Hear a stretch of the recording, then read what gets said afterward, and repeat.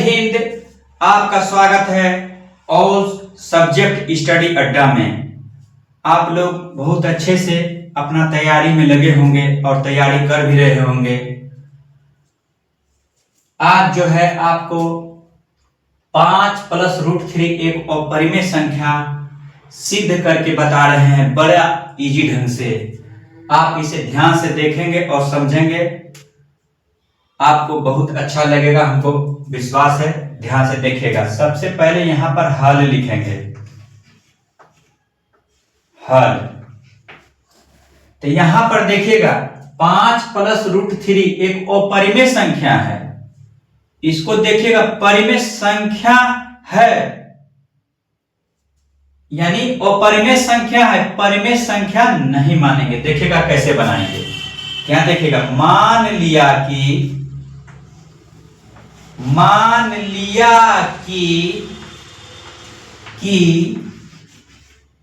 x बराबर 5 √3। ये मान लिया कि x बराबर 5 √3।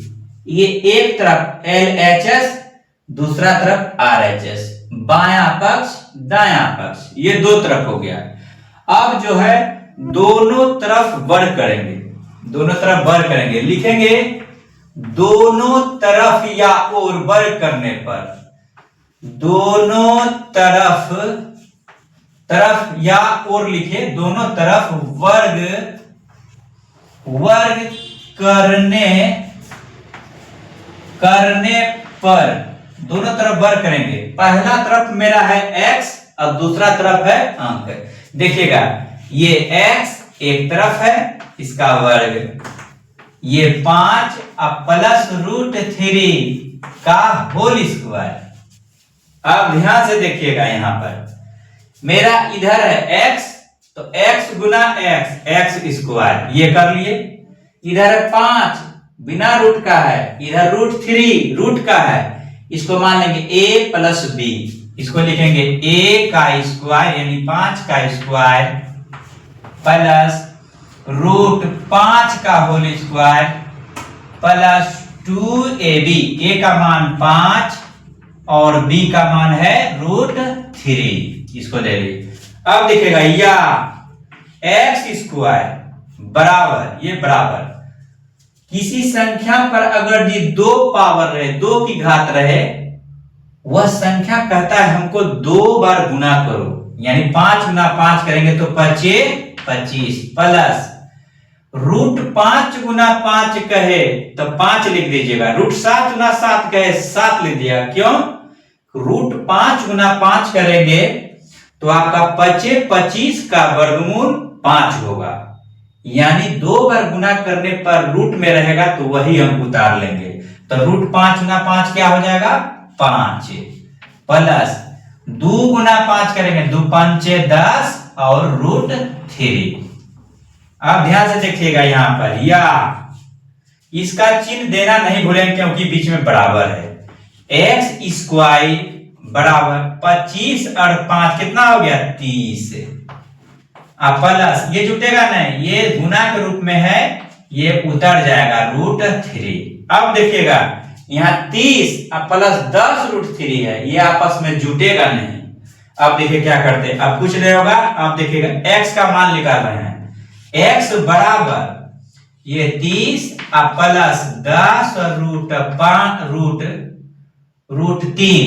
10 रूट क्या होगा? 3। इधर स्क्वायर में इधर लाएंगे ना, वर्गमूल का चिन्ह हो जाएगा ये।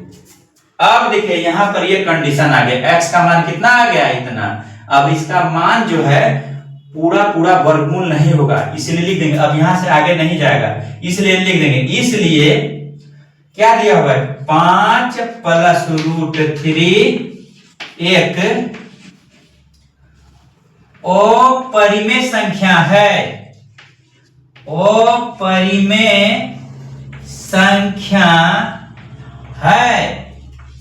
क्यों है? इस जगह लिखेंगे क्योंकि, बिकॉज में, क्योंकि यहां पर देखिए √30 या √10 या √3 का पूर्णतः, यहां पर देखिएगा पूर्णतः का मतलब पूरा पूरा, पूर्णतः वर्गमूल